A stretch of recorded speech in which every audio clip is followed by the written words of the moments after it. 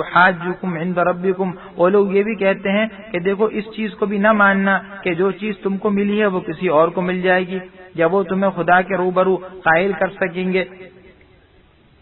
कुल इन्नल फज़्ल बियदिल्लाह, आप कह दीजिए कि हकीकी बुजुर्गी अल्लाह के हाथ में है, युतीही मन यशा, वो जिसको चाहे दें, वल्लाहु वासिउन अलीम, और अल्लाह बड़ी कशाइश व वसाअत वाले और जानने वाले हैं। यख्तस्सु बिरहमतिही मन यशा, अपनी रहमत से जिसको चाहते हैं खास कर देते हैं। वल्लाहु ज़ुल फ़ज़्लिल अज़ीम, और अल्लाह बड़े फजल वाले हैं।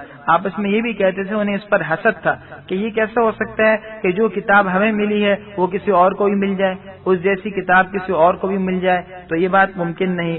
इसलिए वो लोग इस बात को मानने पर तैयार नहीं थे। तो अल्लाह जल्ल शानहू ने बता दिया कि भाई फजल और रहमत के खजाने तो अल्लाह के पास हैं। अल्लाह जिसको चाहे नबूवत दे दें और जिसको चाहे एक और शरीयत दे दें और जिस उम्मत को चाहे तुम पर फजीलत दे दें, तो मैं हसद करने की कोई जरूरत नहीं है।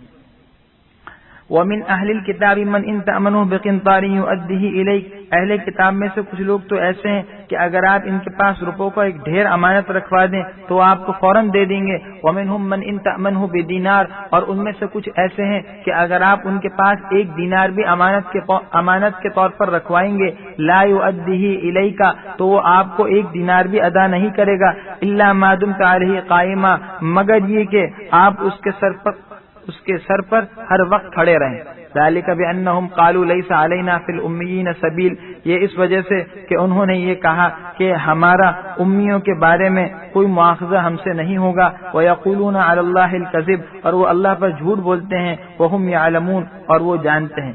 अहले किताब में दोनों तरह के लोग हैं, बाज़ अमानतदार भी हैं जिनको अल्लाह ने फितरत सलीमत से नवाजा और वो हुजूर पर ईमान ले आए। अमानत का ये आलम कि अगर सोने चांदी के ढेर और रुपयों के कंटेनर उनके पास रखवा दिया जाए तो वो एक दिनार भी चोरी नहीं करेंगे।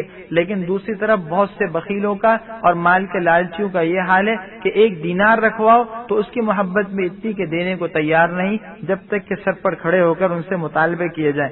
बला मन औफा बिअहदिही वत्तक़ा फइन्नल्लाहा युहिब्बुल मुत्तक़ीन, क्यों नहीं, हाँ, जिस शख्स ने अपने अहद को पूरा किया, उस इकरार को पूरा किया जो उसने अल्लाह से किया था और अल्लाह से डरता रहा, तो वो सुन ले कि अल्लाह तो डरने वालों को पसंद फरमाते हैं। इन्नल्लज़ीना यश्तरून बिअहदिल्लाहि व ईमानिहिम समनन क़लीला, बेशक वो लोग जो खुदा के इकरार और कसमों के एवज थोड़ी सी कीमत हासिल करते हैं, उलाइका ला खलाक़ लहुम फिल आखिरह, यही वो लोग हैं कि जिनके लिए आखिरत में कोई हिस्सा नहीं। वला युकल्लिमुहुमुल्लाह, अल्लाह उनसे कलाम फरमाएंगे। वला यंजुरु इलैहिम यौमल क़ियामा, न क़यामत के रोज उन पर नजर रहमत फरमाएंगे। वला युज़क्कीहिम, न उनको पाक और साफ करेंगे। वलहुम अज़ाबुन अलीम, और उनके लिए दर्दनाक अज़ाब है। ये अहले किताब, इनका तरीका क्या था कि वो कस्में खा खा कर ये साबित करते थे कि ये चीज सच्ची है, जो मतलब हम बता रहे हैं वो सही है, उसके वज़न में मुआवजा ले लिया। इस आयत में सिर्फ अहले किताब दाखिल नहीं, बुखारी शरीफ की रिवायत है कि एक सहाबी का किसी से झगड़ा हो गया जमीन के बारे में, उसने नाहक इनकी जमीन गस्ब कर ली थी। तो ये सहाबी हुजूर के पास गए, हुजूर ने कहा 2 गवाह लेकर आओ। कहा मेरे पास तो गवाह नहीं है। हुजूर ने फरमाया फिर ठीक है, वो कसम खा लेगा, वो चीज उसकी हो जाएगी। तो इन्होंने कहा या रसूलल्लाह, वो तो झूठी कसम भी खा सकता है। इस पर अल्लाह ने आयत नाज़िल कि झूठी कसम के बुनियाद पर दुनिया में तो फैसला हो जाएगा, लेकिन याद रखना जो किसी के माल को लेने के लिए नाहक किसी का माल छीनकर अपना साबित करने के लिए झूठी कसम खाता है, उस पर ये 4 किस्म के वईदें हैं, ये 4 सजाएं हैं, उसके लिए भी तैयार हो जाओ। एक हदीस में है कि ये आयत उस शख्स के बारे में भी है, रिवायात से मालूम होता है कि जो शख्स अपने सामान को गलत रिवाज देने के लिए, अपने सामान को निकालने के लिए झूठे कस्में खाए।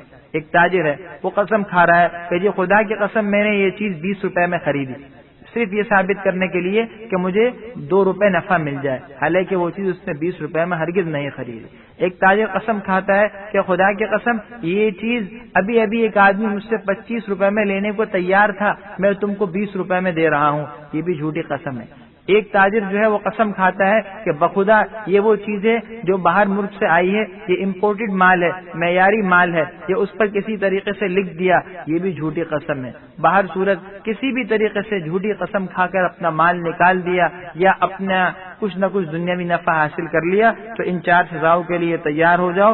اول یہ کہ آخرت میں ذرا بھی کوئی حصہ نہیں ہے، یعنی کسی راحت اور امید کی اور نفع کی کوئی امید نہ رکھنا۔ دوسری بات اللہ کی نظر رحمت نہیں ہوگی۔ تیسری بات اللہ سے ہم کلامی نہیں ہو سکے گی۔ اور چوتھی بات یہ ہے کہ ولا یزکیہم، اللہ ان کا تزکیہ نہیں کرے گا۔ وَإِنَّ مِنْهُمْ لَفَرِيقًا يَلْوُونَ أَلْسِنَتَهُمْ بِالْكِتَابِ، اور اہل کتاب میں بعض لوگ تو ایسے ہیں کہ کتاب یعنی تورات کو توڑ مروڑ کر پڑھتے ہیں، لِتَحْسَبُوهُ مِنَ الْكِتَابِ وَمَا هُوَ مِنَ الْكِتَابِ، تاکہ تم اس کو کتاب میں سے سمجھو، حالانکہ یہ کتاب یعنی تورات کا حصہ نہیں ہے۔ وَيَقُولُونَ هُوَ مِنْ عِنْدِ اللَّهِ، اور وہ کہتے ہیں تو اللہ کی طرف سے نازل ہوئی، وَمَا هُوَ مِنْ عِنْدِ اللَّهِ، حالانکہ یہ اللہ کی طرف سے نازل نہیں ہوئی ہے۔ وَيَقُولُونَ عَلَى اللَّهِ الْكَذِبَ وَهُمْ يَعْلَمُونَ، وہ اللہ پر جھوٹ بولتے ہیں اور خود ان کو یہ بات معلوم ہے۔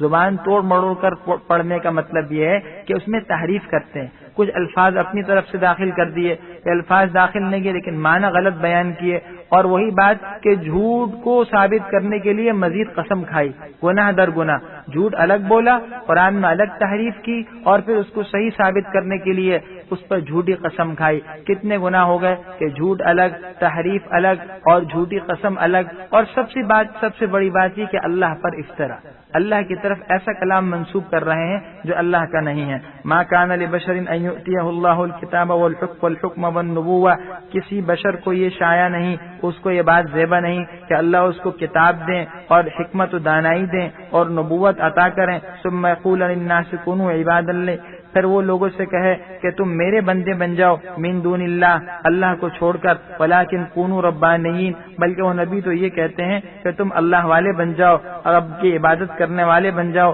بما کنتم تعلمون الکتاب، اس وجہ سے کہ تم کتاب کو سکھاتے تھے، وبما کنتم تدرسون، اور اس وجہ سے کہ تم کتاب کو پڑھتے تھے۔ نبی کبھی اپنی عبادت کا دعویٰ نہیں کیا کرتے اور نہ لوگوں کو اس بات کی دعوت دیتے ہیں، نبی تو خدا کی عبادت کی طرف لینے کے لیے آتے ہیں۔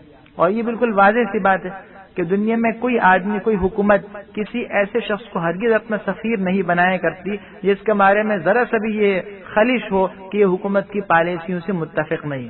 جو شخص 100% حکومت کی پالیسی سے، نظریات سے متفق ہوتا ہے، اسی کو اپنا سفیر بنایا جاتا ہے، دوسرے ملک میں بھیجا جاتا ہے۔ تو ایسے کیسے ممکن ہے کہ اللہ نبی کی صورت میں اپنا سفیر دنیا میں بھیجے اور وہ نبی معاذ اللہ کو دھوکہ دے جائے، اور وہ کیا کرے؟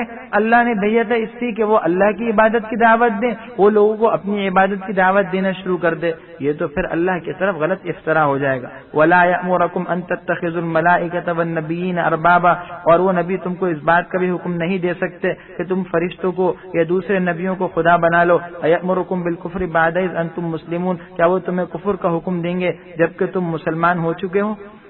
وَإِذْ أَخَذَ اللَّهُ مِيثَاقَ النَّبِيِّينَ، اور اس وقت کو یاد کیجئے جب اللہ نے انبیاء سے پختہ عہد لیا، لَمَا آتَيْتُكُم مِّن كِتَابٍ وَحِكْمَةٍ، کہ میں تم کو کتاب و دانائی عطا کروں گا، ثُمَّ جَاءَكُمْ رَسُولٌ مُصَدِّقٌ لِّمَا مَعَكُمْ، پھر جو کہ تمہارے پاس رسول آئیں گے جو تصدیق کریں گے ان کتابوں کی جو تمہارے پاس ہیں، تو عہد کیا لیا تھا؟ لَتُؤْمِنُنَّ بِهِ وَلَتَنصُرُنَّ، کہ تم ان پر ایمان لاؤ گے اور ان کی مدد تم نے کرنی ہوگی۔ قَالَ أَأَقْرَرْتُمْ وَأَخَذْتُمْ عَلَى ذَلِكُمْ إِصْرِي، اور عہد لینے کے بعد اللہ نے ان سے پوچھا کہ بھلا تم نے اس بات کا اقرار کر لیا اور اس اقرار پر میرا ذمہ لے لیا، یعنی مجھے ضامن بناتے ہو؟ قالوا اقررنا، ان سب انبیاء نے کہا بالکل ہم نے اقرار کر لیا۔ قال فاشهدوا، اللہ نے فرمایا کہ اچھا تم گواہ ہو جاؤ، اس عہد و پیمان پر تم خود گواہ بن جاؤ، وانا معكم من الشاهدين، اور میں بھی تمہارے ساتھ گواہوں میں سے ہوں۔ فمن تولى بعد ذلك، جو اس کے بعد بھی پھر گئے، فاولئک هم الفاسقون، وہ بد کردار ہیں۔ اللہ جل شانہ نے نبی آخر الزماں پر ایمان لانے کا عہد اور اقرار انبیاء کرام سے لیا ہے۔ سوچئے کہ اللہ کے نبی کی کیا شان ہے۔ اللہ اہل کتاب کو کہہ رہے ہیں کہ بھائی ان پر ایمان لانے کا حکم تو انبیاء کو دیا گیا تھا، تو جب انبیاء ان کے ایمان لانے کے مکلف ہیں اور انبیاء کو یہ کہا گیا تھا کہ اگر تمہارے زمانے میں نبی آخر الزماں آ گئے تو تم ان کو اپنا سردار ماننا، نبی ماننا، اور سب انبیاء نے اللہ سے عہد و پیمان اور اقرار کر لیا تھا اور وہ اس پر تیار ہو گئے تھے، تو اللہ کہتے ہیں بڑی عجیب بات ہے کہ نبی تو ان کو اپنا بادشاہ اور سردار ماننے کو تیار ہو لیکن تم لوگ خود اس پر تیار نہ ہو۔ افغیر دین اللہ یبغون، کیا یہ اللہ کے دین کے علاوہ کوئی اور دین چاہتے ہیں؟ وَلَهُ أَسْلَمَ مَن فِي السَّمَاوَاتِ وَالْأَرْضِ طَوْعًا وَكَرْهًا، حالانکہ سب آسمان والے اور زمین والے خوشی زبردستی سے اسی خدا کے فرما بردار ہیں، وَإِلَيْهِ يُرْجَعُونَ، اور اسی کی طرف لوٹ کر جانا ہے۔ یعنی اللہ کے تابع ہے دنیا کی اور آسمانوں کی اور زمین کی ہر چیز۔ تو ایک عجیب بات ہے کہ جب یہ بات واضح ہو رہی ہے، یہ سارا نظام اللہ کا اور ہر چیز اللہ کے تابع ہے، تو پھر اللہ کے دین کے علاوہ اور کون سا دین چاہتے ہو؟ اللہ کے علاوہ کس کی اطاعت چاہتے ہو؟ قل آمنا باللہ، اے نبی آپ فرما دیجئے ہم ایمان لائے اللہ پر، وما انزل علینا، اور اس کتاب پر جو ہم پر نازل ہوئی، وما انزل علی ابراہیم و اسماعیل و اسحاق و یعقوب والاسباط، اور ان کتابوں اور صحیفوں پر جو حضرت ابراہیم و اسماعیل و اسحاق و یعقوب اور ان کے اولاد علیہم السلام پر نازل ہوئی، وما اوتی موسیٰ و عیسیٰ، اور ان کتابوں یعنی تورات و انجیل پر جو حضرت موسیٰ اور حضرت عیسیٰ کو عطا ہوئی، والنبیون من ربہم، اور اس کے بعد ان کے رب کی طرف سے دیگر انبیاء کو کتابیں ملی، لا نفرق بین احد منہم، ہم ان میں سے کسی میں کوئی فرق نہیں کرتے، یعنی ہم ان سب کو خدا کا رسول اور نبی مانتے ہیں، ان پر ان کی کتابوں پر ایمان لاتے ہیں، وَنَحْنُ لَهُ مُسْلِمُونَ، اور ہم اسی خدا کے فرما بردار ہیں۔ وَمَن يَبْتَغِ غَيْرَ الْإِسْلَامِ دِينًا، اور جو اسلام کے علاوہ کسی اور دین کا طالب ہوگا، فَلَن يُقْبَلَ مِنْهُ، تو حد سے ہرگز وہ دین قبول نہیں ہوگا، وَهُوَ فِي الْآخِرَةِ مِنَ الْخَاسِرِينَ، اور ایسا شخص آخرت میں نقصان اٹھانے والوں میں ہوگا۔ اللہ جل شانہ کیا آخرت میں کامیابی اور خسارے سے بچنے کی صرف اور صرف ایک صورت ہے کہ اسلام کو دین مانا جائے۔ اسلام کے علاوہ کسی بھی دین کا اگر پرچار کرو گے یا اس کے متبع بنو گے تو دنیا میں بھی رسوائی اور آخرت کا خسارہ۔ کیف یہدی اللہ قوما کفروا بعد ایمانہم، اللہ کیسے ہدایت دے سکتے ہیں ان لوگوں کو جو ایمان لانے کے بعد وشہدوا ان الرسول حق وجاءہم البینات، اور اس بات کے بعد کہ وہ اس بات کی گواہی بھی دے چکے کہ نبی پیغمبر برحق ہیں اور ان کے پاس واضح نشانیاں بھی آ گئیں، اس کے بعد یہ لوگ کافر ہو گئے۔ واللہ لا یہدی القوم الظالمین، اللہ ظالموں کو کبھی ہدایت نہیں دیتے۔ یہ اہل کتاب پہلے ایمان لا چکے تھے اور یہ دل سے خود اس بات کی گواہی دیتے ہیں اور پہلے اس کا اقرار کرتے تھے کہ یہ نبی برحق ہے۔ اس کی وجہ یہ ہے کہ خود ان کی کتابوں میں یہ بات لکھی تھی، اور جیسے کہ شروع میں سورہ بقرہ میں گزر چکا ہے، خود ان کا یہ طرز عمل تھا کہ جب جنگ ہوتی ہے آپس میں تو خود اللہ سے دعا کرتے تھے کہ وہ جو نبی آخر الزماں آنے والے ہیں ہمیں ان کے وسیلے سے فتح عطا کر دے۔ تو کہا تو یہ اقرار، اس بات کی گواہی، لیکن جب وہ نبی آ گئے تو ایمان لانے کے بعد تم لوگ کافر بن گئے۔ یہ تو ہدایت سے دور ہونے کی انتہا ہے، گمراہی کی انتہا ہے کہ ایمان کے بعد کفر اختیار کیا۔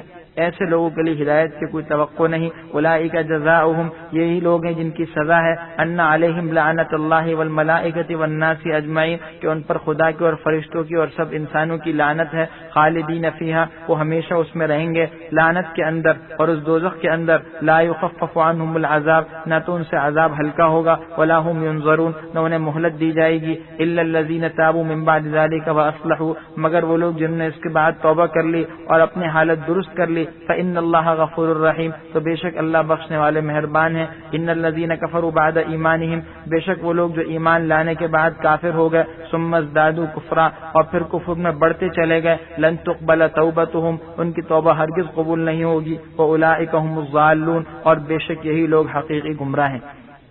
ایمان لے آئے تھے، نہ صرف یہ کہ ایمان سے پھر گئے، مگر ایمان سے پھرنے کے بعد بلکہ ایمان کے خلاف سازشوں میں بڑھتے چلے گئے، اپنے کفر کی سرکشی میں بڑھتے چلے گئے، تو اللہ جل شانہ نے اعلان کر دیا کہ یہ لوگ جو ہیں ان کی توبہ بھی قبول نہیں ہے جب تک کہ یہ اس دین پر واپس نہ آ جائیں۔ ان الذین کفروا وماتوا وهم کفار، بے شک جو لوگ کافر ہوئے اور کفر ہی کے حالت میں مرے، فلن يقبل من احدهم ملء الارض ذهبا ولا يفتدى به، تو ان میں سے کسی سے زمین بھر کے بقدر سونا بھی قبول نہیں ہوگا اگر وہ نجات حاصل کرنے کے لیے دینا چاہے۔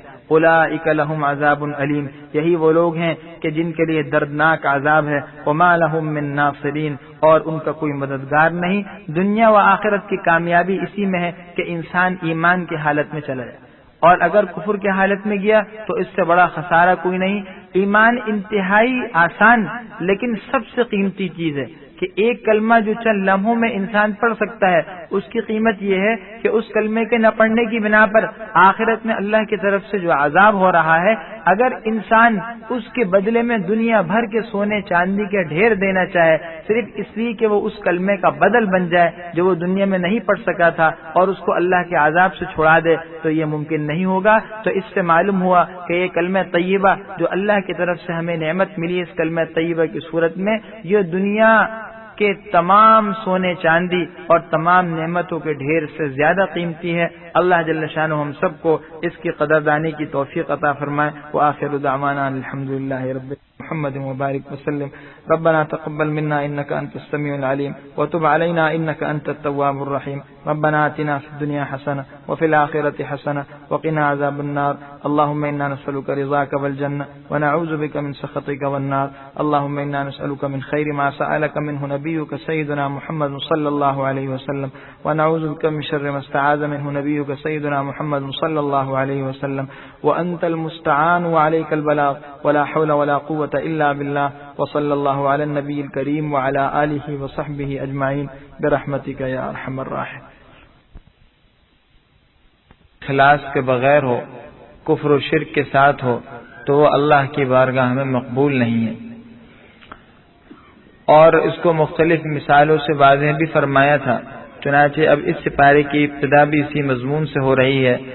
اللہ جل شانہ اپنے بندوں کو اپنے راہ میں خرچ کرنے کا حکم دے رہے ہیں اور وہ بھی عجیب انداز سے فرماتے ہیں کہ اے مسلمانوں لن تنالوا البر حتى تنفقوا مما تحبون.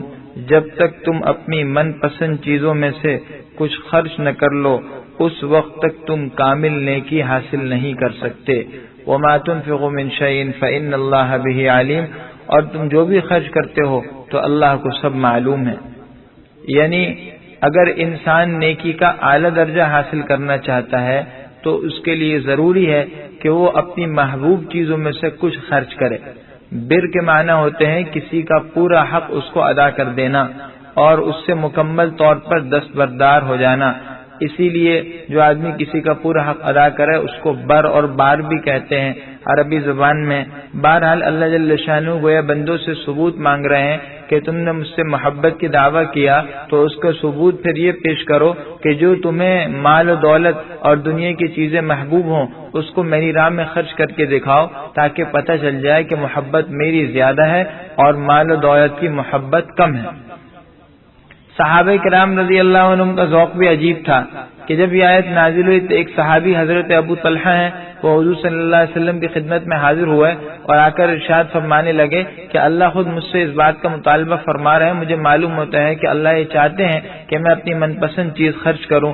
ایک باغ ہے, ایک بے روحا اس باغ کا نام تھا, یہ مجھے بہت پسند ہے اور اس کی قیمت بھی اس زمانے میں بہت زیادہ تھی. تو کہا میں یہ سارا باغ جو ہے اللہ کے راہ میں خیرات کرتا ہوں. حضور نے قبول فرمایا اور فرمایا بخ بخ ذالک مال رابح, یہ تو بڑی نفع بخش تجارت ہے. ایک صحابی آئے کہ میرا گھوڑا جو ہے یہ مجھے سب سے زیادہ پسند ہے, میں اس کو اللہ کے راستے میں خرچ کرتا ہوں. ایک صحابی آئے حضرت عمر رضی اللہ عنہ, انہوں نے ایک باندی کو جو ان کو بہت پسند تھی اللہ کے راستے میں آزاد کر دیا اور اس کو جو ہے غلامی سے جو ہے وہ آزاد کر دیا. اللہ فرماتے ہیں کل الطعام کان حلا لبنی اسرائیل, کھانے کی ساری چیزیں بنی اسرائیل کے لیے حلال تھیں الا ما حرم اسرائیل علی نفسی, بجز اس چیز کے جو حضرت اسرائیل یعنی حضرت یعقوب نے اپنے اوپر حرام کر دی. من قبل ان تنزل التوراۃ, تورات نازل ہونے سے پہلے. قل فأتوا بالتوراۃ فتلوها ان کنتم صادقین, آپ کہہ دیجئے اگر تم سچے ہو تو تورات لاؤ اور اسے پڑھو. فمن افترى على الله الكذب من بعد ذلك, جو اس کے بعد بھی اللہ پر جھوٹ باندھے, فاولئک هم الظالمون, تو یہی لوگ ظالم ہیں. قل, آپ فرما دیجئے اے نبی, صدق اللہ, اللہ نے سچ فرمایا. فاتبع ملت ابراہیم حنیفا, تو آپ حضرت ابراہیم علیہ السلام کی ملت کی پیروی کیجئے جو تمام دینوں سے یکسو ہو کر اللہ ہی کے طرف تھے. وما کان من المشرکین, اور وہ مشرک نہیں تھے. یہود نے جب قبلہ بدل گیا, بیت اللہ قبلہ بن گیا, تو حضور صلی اللہ علیہ وسلم سے جب مختلف مرتبہ بات چیت ہوئی تو انہوں نے یہود نے ایک بات یہ کہی کہ ہم ملت ابراہیمی پر ہیں. حضور نے فرمایا نہیں, ملت ابراہیم پر تو ہم ہیں جیسے کہ قرآن کہہ رہا ہے. یہود کہنے لگے اچھا اگر آپ حضرت ابراہیم علیہ السلام کے مذہب پر ہیں تو پھر تو آپ گوشت کس طرح کھاتے ہیں, اونٹ کا دودھ کس طرح پیتے ہیں, وہ ان کے یہاں تو حرام تھا. تو حضور نے بتایا کہ نہیں، یہ چیزیں ان کے حرام نہیں تھی، ان کے بعد حرام ہوئی ہیں، لیکن وہ اس بات کو نہیں مان رہے تھے، تو اللہ نے ان آیتوں میں اس بات کا واضح اعلان فرما دیا کہ تورات کے نازل ہونے سے پہلے جو حضرت موسیٰ علیہ السلام پر نازل ہوئی، اس سے پہلے یہ سب چیزیں حلال تھیں، اور حضرت ابراہیم علیہ السلام نے بھی ان چیزوں کو استعمال کیا ہے۔ البتہ یہ چیزیں حضرت یعقوب علیہ السلام نے اپنے اوپر حرام کیے۔ قصہ پیش آیا، یعقوب علیہ السلام عرق النساء کی بیماری میں مبتلا ہوئے، تکلیف بہت سخت تھی، اللہ سے منت مانی کہ اگر مجھے شفا یابی ہو گئی تو میں اپنی من پسند چیز کو جو ہے اپنے اوپر حرام کر دوں گا۔ چنانچہ جب ان کو شفا حاصل ہوئی تو ان کو اونٹ کا گوشت سب سے زیادہ پسند تھا، اس لیے انہوں نے اپنے اوپر حرام کر لیا۔ اور ممکن ان کی شریعت میں یہ حکم ہے کہ جس چیز کو نہ کرنے کی، حرام کرنے کی نظر مان لی جائے تو وہ چیز حرام ہو جایا کرتی ہے، اس لیے وہ حرام ہو گئی، اور ان کی شریعت میں بھی یہ حکم ہمیشہ ہمیشہ کے لیے حرام ہو گیا۔ تو اللہ نے بتا دیا کہ یہ چیزیں اس وقت حرام ہوئی ہیں، ابراہیم علیہ السلام تو ان سے بہت پہلے کے ہیں، اور ان کی شریعت میں یہ چیزیں سب حلال تھی، لہذا یہود کا یہ دعویٰ جھوٹا ہے کہ یہ چیزیں ابراہیم علیہ السلام بھی استعمال نہیں کرتے تھے۔ ان اول بیت وضع للناس للذی ببکۃ مبارک وہدی للعالمین۔ جب تحویل قبلہ ہوا تو یہود نے اپنے قبلہ یعنی بیت المقدس کی برتری ثابت کرنے کے لیے کئی باتیں کہیں، جس میں سے ایک بات یہ کہی کہ بیت المقدس پہلا قبلہ ہے، پہلا قبلہ بیت المقدس ہے، وہ پہلے بنا ہے، اور اسی طرح اور اس قسم کی باتیں کہیں کہ بیت المقدس تمام انبیاء کے قبلہ رہا، برکت اس میں زیادہ ہے۔ اللہ جل شانہ نے یہ آیات نازل کی، اور ان آیات نے واضح اعلان فرما دیا کہ نہیں، فضیلت بیت اللہ کو ہے۔ چنانچہ کئی طرح سے اس کی فضیلت بیان کی۔ سب سے پہلے یہی بات بیان کی کہ یہ سب سے پہلا گھر ہے جو مکہ میں تعمیر ہوا۔ بعض مفسرین کا کہنا ہے کہ اس دنیا میں سب سے پہلی تعمیر بیت اللہ کی ہوئی ہے۔ حضرت نوح علیہ السلام حضرت آدم علیہ السلام جب دنیا میں تشریف لائے تو اللہ نے حضرت جبرائیل امین کے ذریعے سے پیغام دیا کہ بیت اللہ کی بنیادیں بناؤ اور بیت اللہ کو تعمیر کرو، اور دوسری صفت بیان کی کہ یہ گھر بابرکت بھی ہے، اور تیسری بات یہ کہ تمام جہانوں والے کے لیے اس کے اندر ہدایت ہے۔ فرماتے ہیں وہ سب سے پہلا گھر جو لوگوں کے لیے یعنی عبادت کرنے کے لیے مقرر کیا گیا تھا وہی تو ہے للذی ببکہ، جو مکہ میں ہے، مبارکن بابرکت بھی ہے، وہدی للعالمین، اور تمام جہان مانوں کے لیے موجب ہدایت ہے۔ فیہ آیات بینات، اس میں بہت سی کھلی ہوئی نشانیاں ہیں۔ مقام ابراہیم، جس میں سے ایک حضرت ابراہیم کے کھڑے ہونے کی جگہ بھی ہے۔ ومن دخلہ کان آمنا، اور جو اس گھر میں داخل ہو گیا کان آمنا، تو وہ مأمون ہو جائے گا، وہ ہر خوف سے مطمئن ہو جائے گا۔ اللہ جل شانہ نے یہ واضح فرما دیا کہ ایک تو یہ کہ اس گھر میں بہت سی بابرکت چیزیں ہیں، آیات بینات ہیں۔ ایک مقام ابراہیم یعنی وہ پتھر جس پر حضرت ابراہیم علیہ السلام نے کھڑے ہو کر بیت اللہ کی تعمیر کی، اور اس میں ایک خاص صفت یہ تھی کہ وہ پتھر حضرت ابراہیم علیہ السلام کی منشا کے مطابق اور ضرورت کے مطابق اوپر نیچے ہو جایا کرتا تھا، تو یہ ان کا ایک طریقے سے معجزہ ہو گیا۔ اور وہ پتھر جس پر وہ کھڑے ہوئے اس کے نشانات اللہ کی طرف سے، ان کے پاؤں کے نشانات اس میں جمع ہوئے ہیں۔ اسی طرح وہاں میزاب رحمت بھی ہے بیت اللہ کے پاس، حجر اسود بھی ہے، ملتزم بھی ہے۔ یہ ساری کی ساری چیزیں ایسی ہیں جو برکت والی ہیں۔ اور ایک علامت، ایک خاص جو ہے اس کا امتیاز یہ بیان کیا اس جگہ کا کہ وہ جگہ جائے امن ہے، وہ جگہ بلکہ اس کے متعلق جتنے حدود حرم ہیں، جو آدمی اس میں چلے جائے گا مأمون ہو جائے گا، دنیا میں بھی وہ امن میں آئے گا کہ اس کو کسی قسم کا کوئی خوف نہیں، وہاں قتل و غارت گری نہیں ہو سکتی۔ اور دوسرے اعتبار سے بھی کہ اگر کسی نے کوئی کسی پر ظلم کیا ہو، قتل کر کے وہاں چلا جائے تو اس کو بھی قتل نہیں کریں گے جب تک کہ اس کو وہاں سے نکال نہ لیا جائے، حرم سے نکال نہ لیا جائے۔ یہ فقہائے احناف کا موقف ہے۔ ومن دخلہ کان آمنا وللہ علی الناس حج البیت من استطاع الیہ سبیلا، اور اللہ ہی کا حق ہے لوگوں پر کہ وہ اس کے گھر کا حج کریں، من استطاع الیہ سبیلا، اس کے لیے کہ جو اس تک جانے کی طاقت اور سکت رکھتا ہو۔ ومن کفر فإن اللہ غنی عن العالمین، اور جو کفر کرے گا نہیں، اس حکم کی تعمیل نہیں کرے گا، تو اللہ تو تمام جہان والوں سے بے نیاز ہے۔ حج کی فرضیت کا اعلان ہو رہا ہے کہ یہ اللہ کا حق ہے کہ بندے حج کرے، اس کے گھر جائیں۔ علماء نے فرمایا کہ اس آیت سے یہ بات معلوم ہو رہی ہے کہ اگر دو شرطیں پائی جائیں، ایک یہ کہ سواری کا نظم ہو، اپنی سواری ہو جیسے کہ پرانے زمانے میں ہوا کرتا تھا، یا اپنی سواری نہ ہو بلکہ آمد و رفت کا کرایہ انسان کے پاس ہو، اور دوسری بات یہ کہ حج کے ایام تک وہاں ٹھہرنے کا خرچہ انسان کے پاس ہو، تو ایسی 2 صورتوں میں جو ہے اس پر حج فرض ہو جائے گا۔ یہ ضروری نہیں کہ حج کے بعد مدینہ منورہ جانے کے لیے بھی خرچہ ہو۔ مدینہ منورہ جانا بہت بابرکت ہے اور بہت اہم چیز ہے، لیکن حج کی فرضیت میں یہ معنی نہیں ہے۔ اگر اتنا خرچہ ہو کہ صرف حج کے ارکان وہاں جا کر ادا کر دے گا تو بھی پھر اس پر حج فرض ہے۔ اسی طرح عورت پر حج فرض ہونے کے لیے ایک شرط یہ بھی ہے کہ اس کا محرم ہو۔ فقہائے احناف کہتے ہیں عورت تنہا سفر نہیں کر سکتی اور نامحرم کے ساتھ بھی نہیں کر سکتی، محرم ہونا ضروری ہے۔ اگر عورت کے پاس اپنا خرچہ ہے لیکن کوئی محرم نہیں ہے یا محرم کا خرچہ نہیں ہے عورت کے پاس تو اس پر حج ادا کرنا فرض نہیں ہوگا۔ قل یا اہل الکتاب لم تکفرون بآیات اللہ، آپ فرما دیے اے اہل کتاب تم اللہ کی آیتوں کو کیوں انکار کرتے ہو، واللہ شہید علی ما تعملون، اور اللہ تمہارے سب اعمال سے باخبر ہے۔ قل یا اہل الکتاب، آپ فرما دیجئے اے اہل کتاب لما تصدون عن سبیل اللہ، تم ایمان والوں کو اللہ کے راستے سے کیوں روکتے ہو، من آمنا یعنی مؤمنوں کو، تبغونها عوجا وانتم شہداء، تم اس میں کجی نکالتے ہو حالانکہ تم واقف ہو، یعنی تم کو یہ بات معلوم ہے کہ یہ دین حق ہے، پھر بھی اس میں لوگوں کو گمراہ کرنے کے لیے شکوک و شبہات پیدا کرتے ہو۔ وما اللہ بغافل عما تعملون، اللہ تمہارے کرتوتوں سے بے خبر